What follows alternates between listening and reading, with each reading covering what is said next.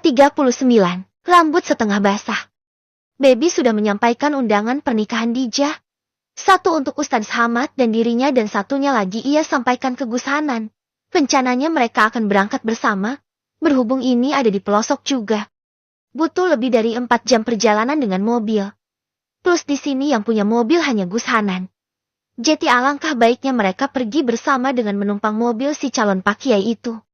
Tahun ketiga madrasah aliyah atau setara dengan SMA, tentu adalah momen paling sibuk. Bayangkan saja, di pekan pertama tugasnya sudah bejibun. Rasanya napas aja gak sempat. Najwa juga semakin ketus dari hari ke hari, hidungnya seperti menempel terus ke buku dan tangannya tak pernah berhenti memegang ballpoint. Ia kayak gak makan nasi sama sekali. Makanannya adalah buku. Ya untung sih. Daripada makan bunga kantil. Atau melati. Kan horor satu pondok. Intinya, Najwa sedang dalam fase senggol bacok. Jangan sekali-kali ente nyenggol aneh pas lagi baca. Kalau enggak, kepret. Dan, setiap saat dia membaca. Intinya, jangan ganggu dia sama sekali. Kayaknya semua orang yang ada di kelas ini merasa tekanan yang besar.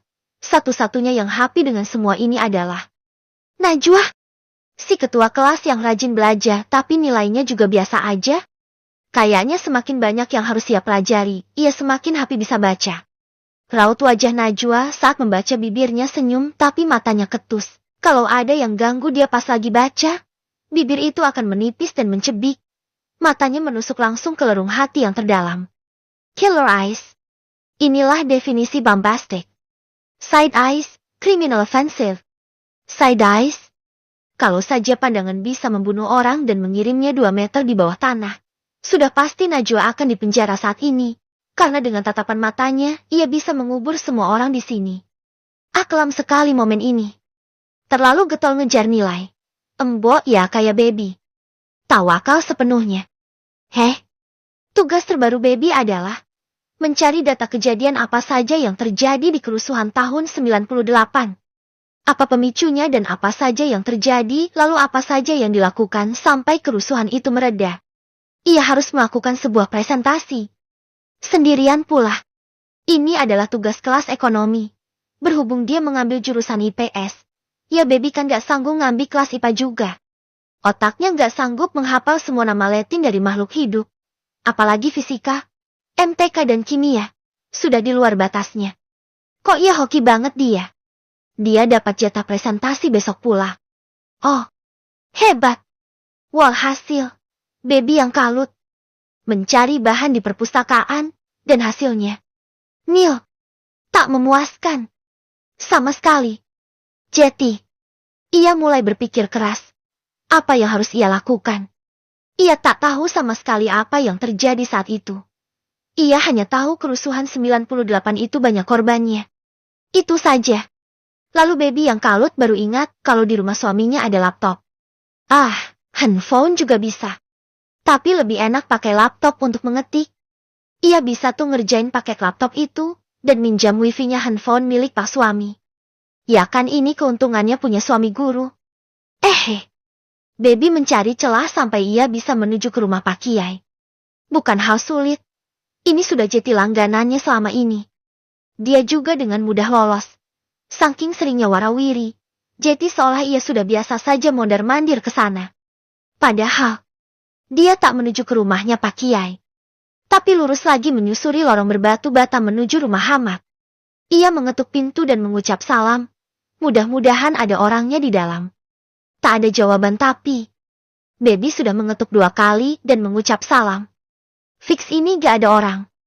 Jadi ia merogoh kunci di atas pintu. Yep. Untungnya ada. Baby masuk.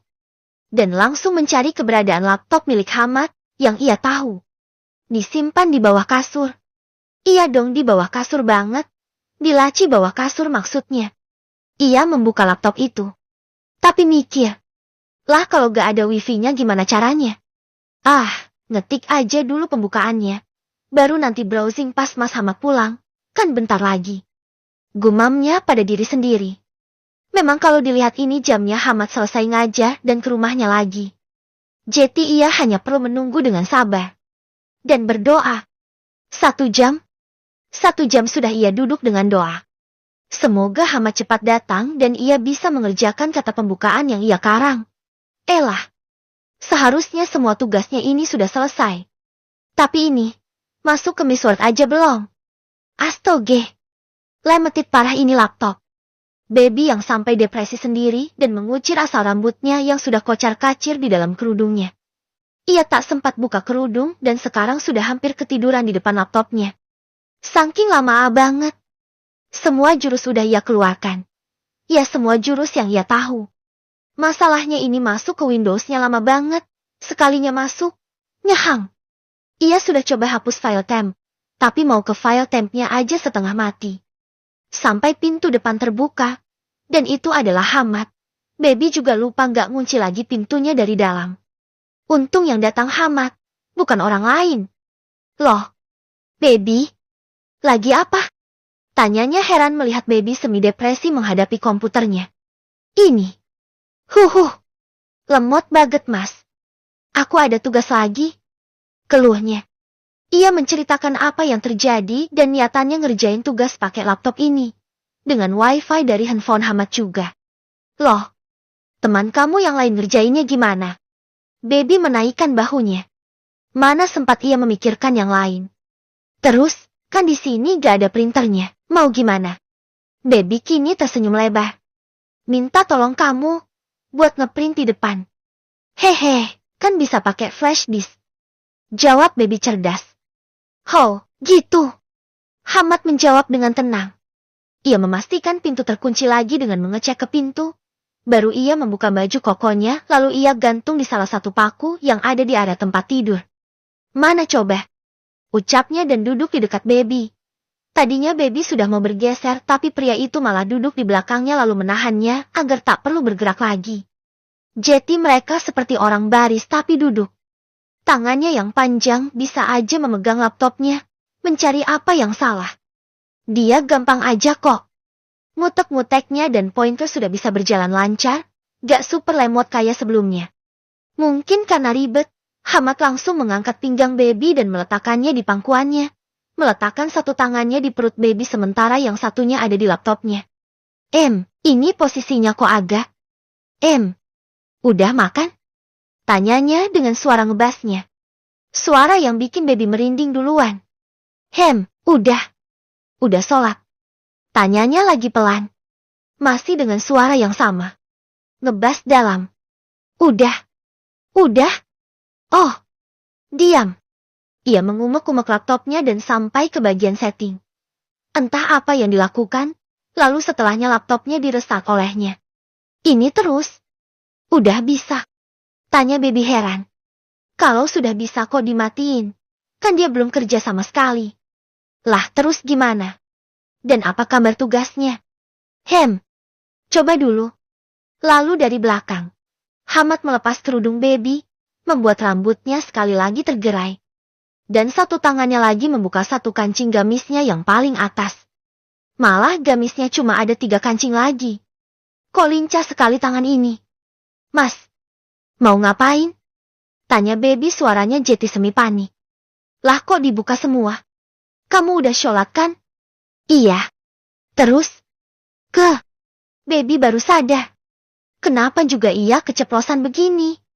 Ya modelan begini alamat dia nggak bisa ngerjain tugas. Lagi satu kancingnya tanggal. Dan kini tangan itu parkir di perutnya Baby. Tapi aku besok presentasi mas. Kalau gak selesai hari ini, aku repot. Belum ngapalinnya, nanti aku bagai.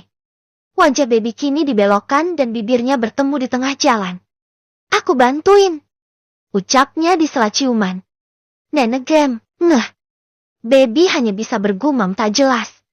Mau bicara tapi bibirnya sudah kadung tertempel bibir Hamad yang lebih mendominasi. 2 tahun aku, kangen kamu. Beb, bisiknya di sela ciuman itu. Pantes ia ngunci pintu. Bahkan memastikannya 2 kali. Juga, ia pakai nanya. Udah sholat apa belum? Kenapa sih Baby gak pandai nangkep keadaan? Seperti sekarang. Selagi laptop itu masih loading ke area Windows, Dan kayaknya laptop itu baru saja diupdate. Apa diinstal ulang? Baby tak tahu. Pandangannya sudah sibuk dengan pria di depannya yang bergelora. Ia juga tak terasa. Tak tahu juga bagaimana caranya. Sampai ia sudah berbaring di atas ranjang. Ciuman Hamad kini semakin menuntut. Dan Baby kalang kabut dengan semua gerakannya yang meresahkan. Ia pasrah. Dan Hamad semakin menjadi. This is it. Saat semuanya memanas. Dan Hamad sudah menanggalkan semua pakaian keduanya. Baby baru ingat sesuatu. Mas, kalau aku hamil lagi gimana? Bagus. Malah itu yang ditunggu. Ucapnya masih fokus dengan apa yang ia kerjakan. Bibirnya masih fokus dengan leher Baby. Membuatnya merah pasti. Dan gerakan itu juga membuat Baby bergerak gelisah di bawahnya. Geli. Ada gelenyar aneh yang ia rasa di sekujur tubuhnya. Khususnya berpusat di area intinya. Di bawah sana. Mungkin karena mereka lama memendam rindu atau karena mereka yang sudah saling cinta. Karena penyatuan mereka hari ini begitu. Begitu intens dan penuh gelora. Si laptop masih aja loading. Untung gak menghadap ke arah kasur. Hamad sedang panas-panasnya. Baby hanya memejamkan mata menikmati semua sensasinya. Tak ada lagi sakit kali ini. Hanya nikmat dan sensasi seperti meledak-ledak di dalam dirinya. Saat percintaan mereka usai. Dan Hamad berbaring di samping Baby memeluknya dari samping. Si laptop ngerestak lagi. Hamad terkekeh karena pas pandangannya menuju si layar laptop yang miring. Kayaknya gak bisa dipakai laptopnya. Bisik Hamad di telinga Baby. Sementara sang istri yang tubuhnya terasa sedang rileks-rileksnya langsung tegang. Tadi ia seperti ada di langit ketujuh, terbang. Dan hanya merasakan kenikmatan. Bless. Tapi kini terbangnya ia ke langit itu langsung buyah. Ia jatuh lagi ke bumi, full force. Karena inget tugas. Mes. Terus gimana? Renyeknya. Aku yang ceritain aja. Kamu yang nyatet. Abis ini. Tawar Hamad. Gak mau. Baby memukul dada yang selama ini ia ingin lihat penampakannya. Sejak tadi ia mendelik ke dada Hamad. Sebelum ia terbang ke langit ketujuh maksudnya, ia memuaskan pandangan matanya. Dan otaknya yang kepo maksimal sama si dada. Ia juga sempat belajar berhitung. Tak ada kotaknya ya. Hanya saja tambah keras dan besar saja. Kan kamu tadi bilang mau bantuin. Kamu yang nyetet pokoknya. Lengeknya merajuk. Hamad hanya terkekeh lagi. Mengerahkan pelukannya dan menciumi bahu yang tak terbungkus apapun itu. Gemas. Ia gigit di bahunya yang kecil kalau dibandingkan dirinya. Kalau aku yang dulu, pasti sudah aku hukum kamu. Tapi sekarang, guru galak ini sudah terlanjur takluk sama anak ini. Hamad menggigit hidung Baby kini. Gemas. Biarin. Itu namanya. Kena karmanya. Lagian si galak-galak jeti orang. Hamad hanya terkekeh. Ini masih siang hari bolong dan mereka sudah bergemul di bawah selimut anget-angetan. Hilang sudah. Lupa ingatan dengan semua kewajibannya. Hamad harus ngajar. Dan Baby ada kelas tiniyah yang harus dihadiri. Tapi keduanya sudah kadung ketiduran sekarang. Hamad sempat membangunkan Baby untuk menyuruhnya basuh terlebih dahulu. Baru tidur. Ya benar saja. Itu yang persis dilakukannya. Ia basuh. Mandi junub lalu tidur lagi. Tidur dengan rambut basah. Mata Baby sudah tak sanggup lagi kalau disuruh bangun. Walhasil, Hamad yang mengeringkannya dengan handuk. Orang yang punya rambut tidur, dan Hamad yang mengeringkannya di samping kasur. Ya kan karena dia juga, Baby jeti begini. Baru setelahnya Hamad ikutan tidur di sampingnya. Ia tak lagi dengar suara ponsel yang berbunyi nyaring. Tak juga mendengar suara ketukan pintu dan ucapan salam yang sudah beberapa kali terdengar. Hamad dan istrinya pulas. Tidur. Semi pingsan juga kayaknya. Baru setelah azan Asya, Hamad terbangun. Kaget. Astagfirullah. Aku harus ngajar. Matanya lalu tertuju pada sosok istrinya yang terbaring di sisi dalam tempat tidur. Masih pules dengan wajahnya yang lelah dan rambutnya yang setengah basah. Hamad tersenyum. Basah karena dia. Lalu matanya mendelik. Baby juga seharusnya masuk kelas. Astagfirullah. Lalu Hamad bangkit, melirik ke arah laptop yang sudah tak bisa tertolong lagi. Ia mematikannya dan mengambil ponselnya. Assalamualaikum. Nan, aku ketiduran. Alafu nggak bisa masuk ngaja. Ucap Hamad to the point. Waalaikumsalam. Ketiduran ya. Terus kok bisa samaan sama baby, yang tiba-tiba menghilang seperti dimakan bumi? Apa dia ketiduran juga sama kamu? Tanya Hanan meledek. Hamad terkekeh. Nah tuh tahu. Wah, pelanggaran ini. Gak bisa begini. Aku mau aduin ke Buya ah. Gak fair ini. Gak adil. Protes Gus Hanan. Lah kamu sendiri yang gak nikah-nikah. Nikah Honan. Ya gak ada calonnya. Mau gimana? Sebenarnya Hamad hanya mau bilang kalau ia dan baby izin hari ini. Malah berujung adu argumen mengenai calonnya Hanan. Semikir kok. Calonmu banyak. Malah secara gak langsung. Kamu yang dilamar. Kamunya aja yang milih-milih Nan. Si Melati kurang apaan? Di akhir kalimat Hamad berbisik. Gak sreg di hati. Mau gimana? Ya sudah. Semoga dapat jodoh yang solehah. Secepatnya. Amin. Ucap Hamad lagi. Amin. Ini tetap pelanggaran ya? Masih antum udah doain aneh. Ucapnya lalu memutus panggilan begitu saja. Hamad mendesah panjang lalu tersenyum lebar lagi. Pemandangan di depannya itu yang membuatnya tersenyum lebar. Melihat istrinya tidur di atas ranjangnya, dengan rambut setengah basah dan di bawah selimutnya. Sebuah pemandangan yang membuat hatinya menghangat. Hamad merasa penantiannya selama ini terbayar lunas. Memang buah dari kesabaran adalah nikmat yang tak terkira. Ya seperti apa yang ia rasa saat ini. Semua kangennya, semua kesusahannya, semua penantiannya, bosannya, lelahnya, dan jenuhnya. Hilang sudah. Dibayar tunai oleh seorang perempuan kecil yang kini tertidur pulas dengan wajah seperti anak-anaknya itu. Menggemaskan.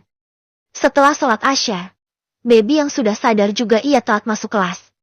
Memaksa Hamad mengerjakan tugasnya. Ia tetap enggan menulis. Pokoknya dia harus terima beres. Kan kamu janji mes. Renyeknya. Hamad sudah menyimpan laptopnya. Dan kini menggunakan meja laptop itu untuk menulis materi yang mau dipresentasikan baby. Ya aku kasih tahu.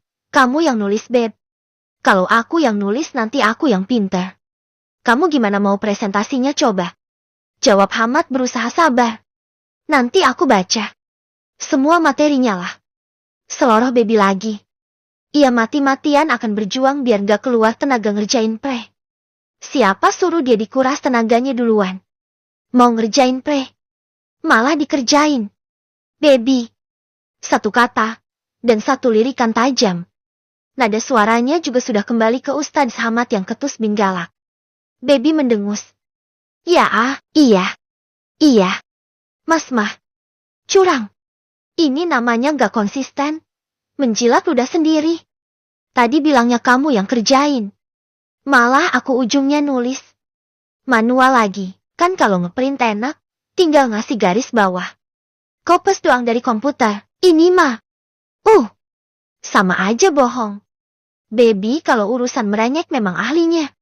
Dia mau disuruh ngerenyek 1 paragraf. 5 paragraf juga sanggup.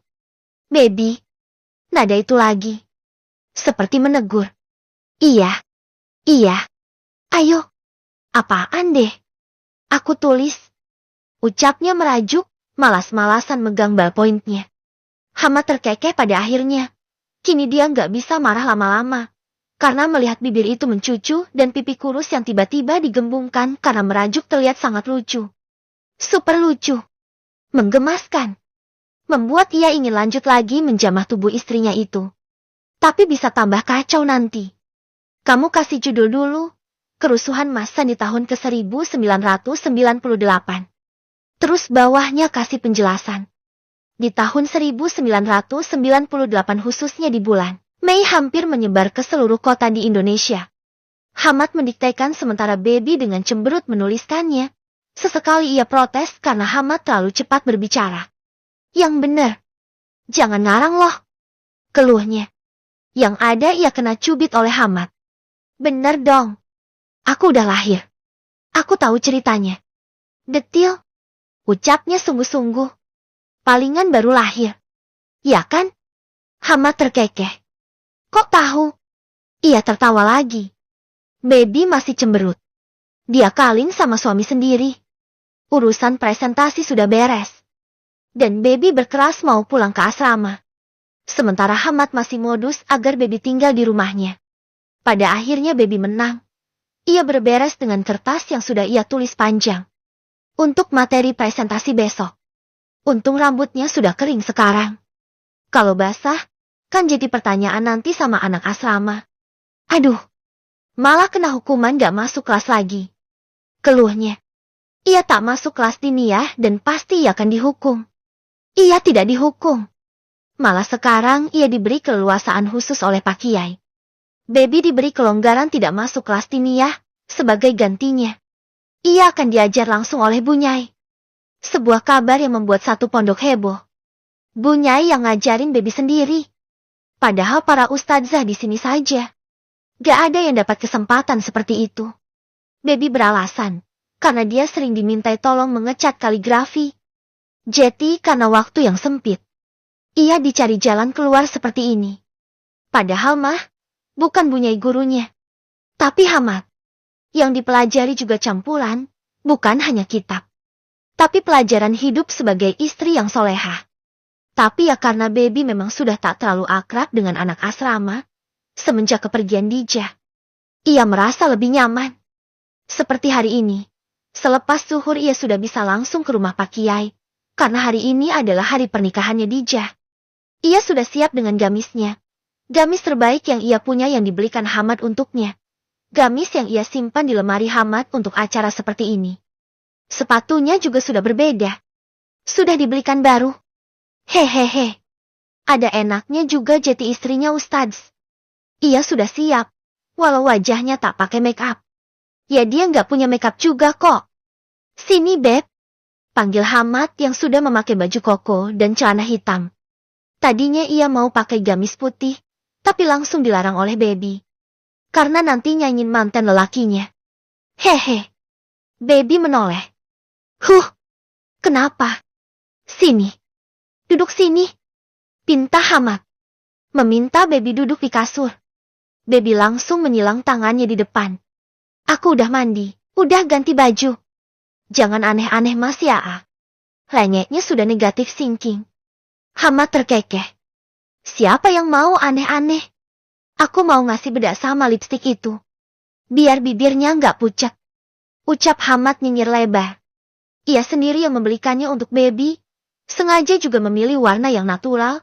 Hanya agar tak terlihat pucat dan tak pantas saja ke acara seperti ini. Nanti kelihatan ia yang paling kusam. Baby duduk dan melirik curiga. Takut ada serangan dadakan. Dan dia sudah rapih. Bisa telat nanti ke acaranya Dijah. Aku mau bedakin kamu loh. Ini katanya bisa nempel. Bukan dempo tapi bedak. Hehe. Gak tahu mereka bilang apa. Cushion. Ya itulah. Biar bedaknya nempel. Ini juga warnanya paling pas ke kamu. Insya Allah. Baby yang gak tahu urusan makeup ya pasrah aja. Sampai ke lipstiknya yang katanya warna natural.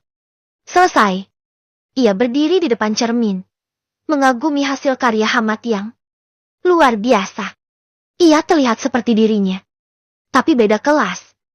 Ia lebih mulus, lebih cerah dan lebih berwarna. Itu saja yang boleh kamu pakai. Gak boleh aneh-aneh lagi. Ini sudah cukup. Oke. Biar kamu gak kelihatan kusam aja. Sisanya gak boleh dipakai. Hanya kalau ada di dalam rumah bolehnya. Ucap Hamad mewanti-wanti.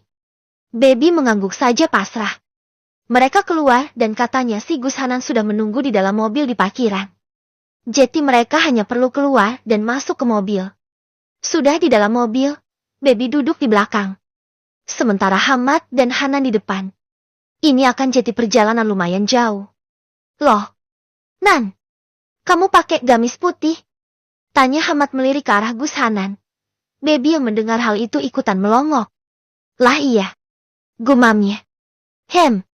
Kenapa Mang? Ya gak enak Gus. Masa pakai gamis putih?